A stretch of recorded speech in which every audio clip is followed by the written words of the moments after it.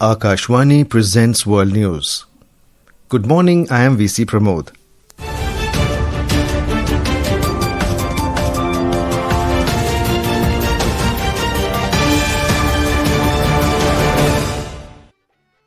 The headlines.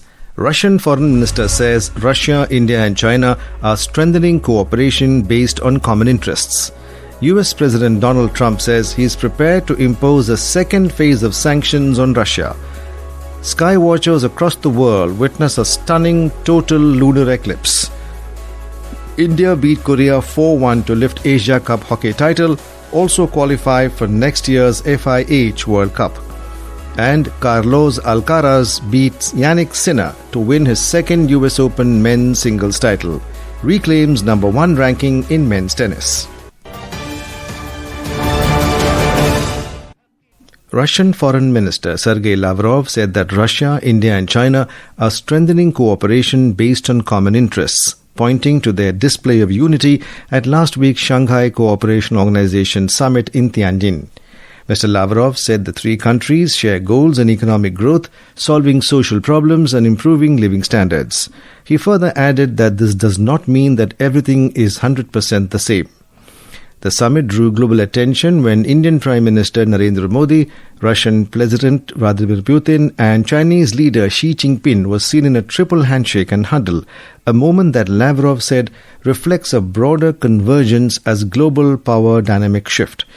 The display also prompted US President Donald Trump to complain on social media that Washington had lost India and Russia to China amid tensions with New Delhi after the US raised tariffs on Indian goods and imposed duties tied to its purchase of Russian oil. US President Donald Trump said that he is prepared to impose a second phase of sanctions on Russia. Mr. Trump told reporters outside the White House that he is ready when he was asked if additional measures were coming. His remarks followed comments by Treasury Secretary Scott Bessent, who warned that Russia's economy would collapse if the United States and European Union expand secondary sanctions on countries purchasing Moscow's crude oil. Mr. Trump's statement came after Russia carried out its largest ever air attack on the Ukrainian capital Kyiv, destroying buildings housing key government offices. Skywatchers across the world witnessed a stunning event last night, a total lunar eclipse, also known as Chandragrahan. This lunar eclipse, which is the second one for this year, also produced a blood moon. More from our correspondent. The Earth's shadow started covering the lunar disk at 9:57 p.m. By 11:01 p.m., the Earth's shadow completely covered the moon, turning it coppery red, putting up a rare display of blood moon. The total lunar eclipse peaked around 11:48 p.m. and ended at around 12:22 a.m. The lunar eclipse lasted for a little over 48 minutes across India for celestial enthusiasts to witness. The eclipse was visible to the naked eye. A lunar eclipse happens when the Earth moves directly between the sun and the moon, blocking sunlight from reaching the lunar surface. Instead of going completely dark, the moon looks red because Earth's atmosphere scatters blue light while bending the longer red wavelengths toward the moon. This natural effect is the same reason we see brilliant red and orange hues during sunsets. Subhadra Ramachandran, Akashwani News, Delhi. A series of undersea cable failures in the Red Sea has disrupted internet services in India and several other countries across South Asia. The internet connectivity watchdog NetBlocks reported degraded internet service in several countries, including Saudi Arabia, Pakistan, the United Arab Emirates and India, resulting in slow speeds and intermittent access. According to NetBlocks, India has been identified as one of the affected nations, but Indian telecom providers said there was no noticeable impact on domestic data networks. Operators said their systems are built with redundancy, supported by numerous submarine cable routes to prevent outages. One of the affected systems, the Southeast Asia, Middle East, Western Europe 4 cable, is jointly operated by a consortium that includes Tata Communications. While concerns were raised over possible sabotage amid ongoing conflict in the region, it was not immediately clear what caused the incident. This is Akashwani giving you the news. For quick news updates round the clock, follow us on our X handle @AIR News Alerts.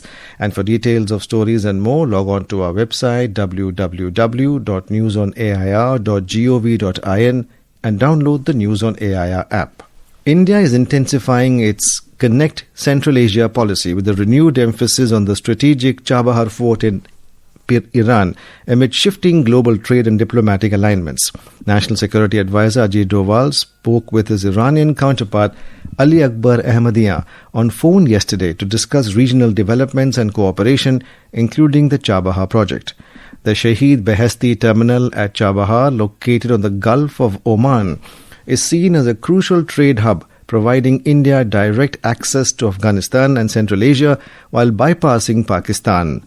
India signed a 10-year agreement with Iran in May 2024 to equip and operate cargo and container terminals at the port. According to the Shipping Ministry, 400 crore rupees has been allocated for Chabahar since FY 2016-17, with 201.51 crore rupees spent so far. The port recorded a 43% rise in vessel traffic and a 34% increase in container traffic in 2023-24.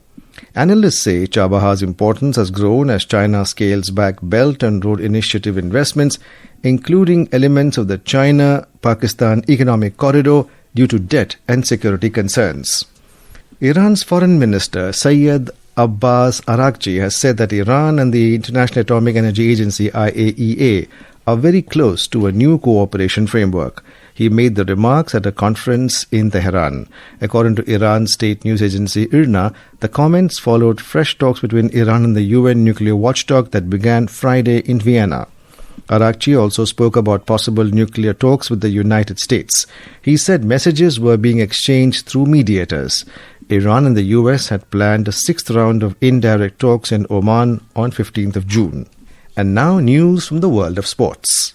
In the Men's Asia Cup Hockey Championship, India won their fourth title by a convincing 4-1 win over South Korea in an exciting final at Rajgir in Bihar. With this win, India have ended the 8-year-long wait to regain supremacy in the continent. India have also qualified for the FIH Men's Hockey World Cup 2026. Talking to media after the match, Indian captain Harmanpreet Singh said, target था, M था, काफी समय से इस चीज के लिए हम प्रैक्टिस कर रहे थे. तो फाइनली आज जो चीज अचीव की है मेरा और मेरी पूरी टीम का नेक्स्ट टारगेट है वर्ल्ड कप है. एज ए टीम डिफेंस हमने काफी अच्छी की है और जो स्कोरिंग देख रहे हैं बहुत अच्छी रही. Prime Minister Narendra Modi has congratulated the team for their splendid win. In a social media post, Mr. Modi said that this win is even more special because they have defeated the defending champions, South Korea. The Prime Minister said that this is a proud moment for Indian hockey and Indian sports. He also prayed for the country's player to continue to scale even greater heights and bring more glory to the nation. Moving on to tennis. Carlos Alcaraz won his second US Open men's single title by defeating Jannik Sinner and reclaiming the #1 ranking in men's tennis. Your 2025 US Open men's singles champion, Carlos Alcaraz. The 22-year-old Spaniard now owns 6 Grand Slam trophies, becoming the first player since 1978 to win multiple majors on all 3 surfaces before turning 23. And in chess, India's Divya Deshmukh scored her first win in the open category of the FIDE Grand Swiss 2025 in Uzbekistan, defeating Egyptian Grandmaster Basim Amin in the 4th round. Playing with the black pieces, Divya, who recently claimed the FIDE World Cup title, outplayed her higher-rated opponent in a Sicilian defense. With Nandini's report, this is Sayukta Yadav, Sports Desk. In Nigeria, Boko Haram militants killed more than 60 people in an overnight attack on the village of Darul Jamal in northeastern Borno state. The assault, which began late Friday, targeted a village near the Nigerian-Cameroon border. And now, before we close, here are the highlights of the bulletin.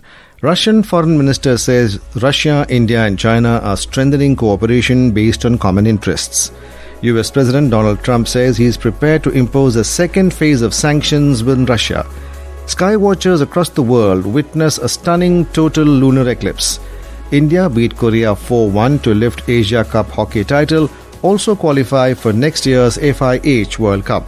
And Carlos Alcaraz beats Jannik Sinner to win his second US Open men's singles title, reclaims #1 ranking in men's tennis. And that is the end of this news bulletin.